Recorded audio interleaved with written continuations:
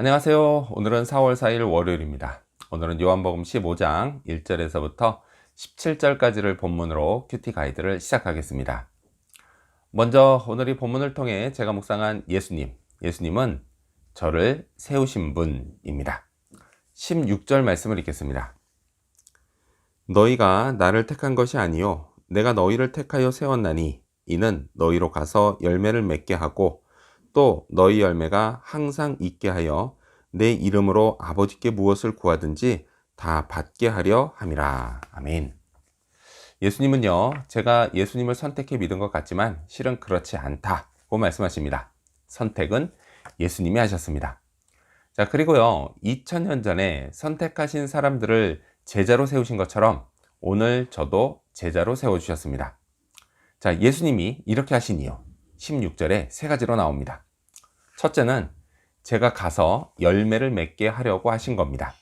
자, 이 열매는 어떤 것들이 있을까요? 열매 하면 가장 먼저 떠오르는 게 성령의 열매입니다. 자, 그런데요, 지금 주님은 이 열매를 가서 맺는다고 말씀하십니다. 그래서요, 이건 아마도 전도의 열매를 말씀하시는 것 같습니다.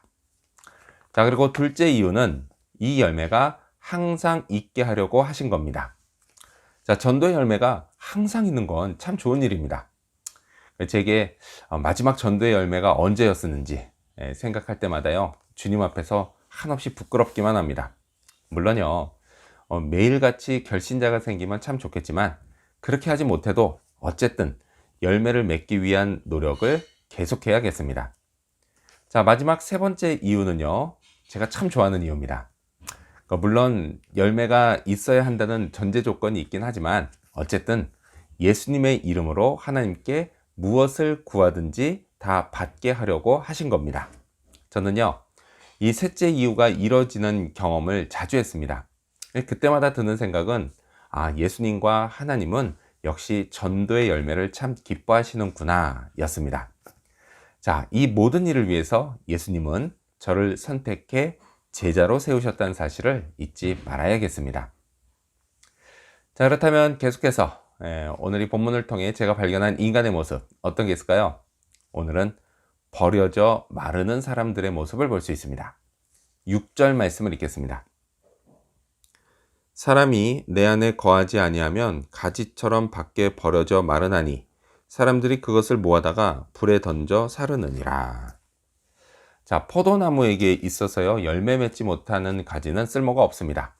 이런 가지가 되지 않으려면 예수님께 꼭 붙어 있어야 합니다. 떠나면 아무것도 할 수 없습니다. 열매가 없습니다. 예수님은요, 예수님 안에 거하지 않는 사람은 열매 맺지 못한 가지처럼 결국 버려져 말라버리고 만다 라고 말씀하십니다. 이게요, 포도나무 가지 일이라 별거 아닌 것처럼 생각될지 모르지만 이런 일이 막상 저에게 벌어진다면 그건 참 끔찍한 일이 아닐 수 없습니다. 예수님이 그런 가지는요, 사람들이 모아다가 불에 던져 살라지게 만든다고 하셨기 때문입니다. 어쩌면요, 이건 지옥을 가리켜 말씀하신 건지도 모르겠습니다. 왜냐? 성경은요, 지옥을 가리켜 불과 유황이 타는 못이라고 말하기 때문입니다. 자, 그런데요, 사실 제가 끔찍한 일이라고 말한 이유는 또 있습니다. 그건요, 쓸모없는 가지가 되는 겁니다. 예수님의 비유에 따르자면요, 하나님은 농부이시고 예수님은 포도나무, 그리고 저는 그 나무의 가지가 됩니다. 새순이 나와서 쑥쑥 커가는 가지를 보면서 농부이신 하나님은 제게 기대를 거실 겁니다. 좋은 열매가 맺기를 바라시면서 말이죠. 자, 하지만요, 제게 그런 열매가 없다면 하나님이 얼마나 실망을 하시게 될까요? 또요, 저는 제 자신의 존재 이유를 잃어버려서 스스로에게 참 많이 실망하게 될 것 같습니다. 이런 일이 없어야 할 텐데 말이죠. 자, 그렇다면 끝으로 오늘 이 본문을 통해 나에게 주신 교훈이 뭘까요? 그건 예수님의 계명을 지키자입니다. 10절 말씀을 읽겠습니다. 내가 아버지의 계명을 지켜 그의 사랑 안에 거하는 것 같이 너희도 내 계명을 지키면 내 사랑 안에 거하리라. 아멘. 예수님은요, 제자들에게 자주 본을 보여주셨습니다. 그리고 이 말씀도 마찬가지입니다. 예수님은요, 당신이 아버지 하나님의 계명을 지켜 그분의 사랑 안에 거하는 것처럼 저도 예수님의 계명을 지킴으로 예수님의 사랑 안에 거하라고 말씀하십니다. 예수님 안에 거하는 건요, 제게 가장 중요한 일입니다. 그래야만 저는 하나님의 은혜와 축복 가운데 살아갈 수 있기 때문입니다. 자, 예수님은 곧이어 예수님의 계명이 무엇인지 확실하게 말씀하십니다. 12절 말씀도 읽겠습니다. 내 계명은 곧 내가 너희를 사랑한 것 같이 너희도 서로 사랑하라 하는 이것이니라. 자, 이건 역시요, 예수님이 제자들에게 본을 보여주신 것처럼 저도 다른 지체들과 서로 사랑하는 겁니다. 그것이요, 예수님이 저와 우리에게 기대하시는 겁니다.